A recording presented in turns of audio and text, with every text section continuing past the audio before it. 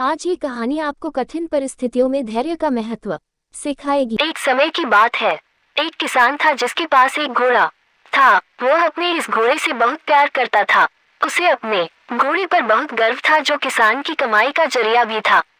अपनी इस कमाई से किसान अपने परिवार का पेट भरता था। लेकिन एक दिन वह घोड़ा भाग गया।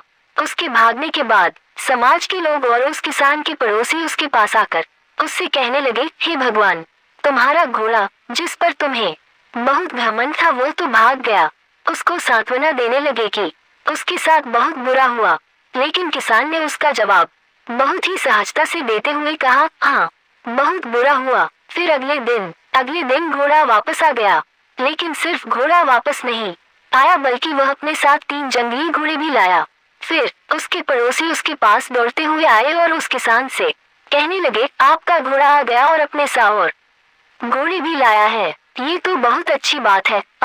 तो बहुत अच्छी है। किसान बहुत खुश हुआ, उनकी तरफ देखा, फिर उसका जवाब बहुत ही साधारण रूप से दिया और कहा, हाँ, शायद। किसान बहुत खुश हुआ, उनकी तरफ देखा, फिर उसका जवाब बहुत ही साधारण रूप से दिया और कहा, हाँ, शायद। कुछ दिनों बाद किसान का बेटा उसी जंगली घोड़े में से किसी एक को काम के लिए उपयोगी बनाने की कोशिश कर रहा था।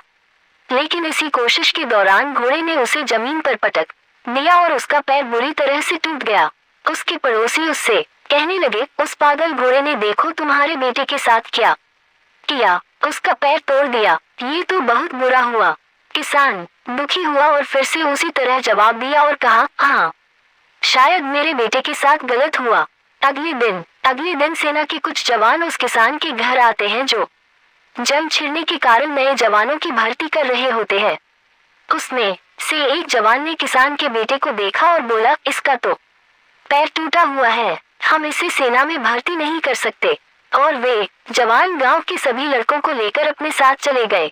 यह जानकर उसके पड़ोसी और बाकी गांव वाले उसके पास आए और बोलने लगे, तुम्हारे बेटे को तो जवान जंग के नहीं ले गए, तुम्हारी किस्मत तो बहुत ही अच्छी है। इस आखिरी बार भी किसान ने फिर से बड़ी सहज हाँ, शायद।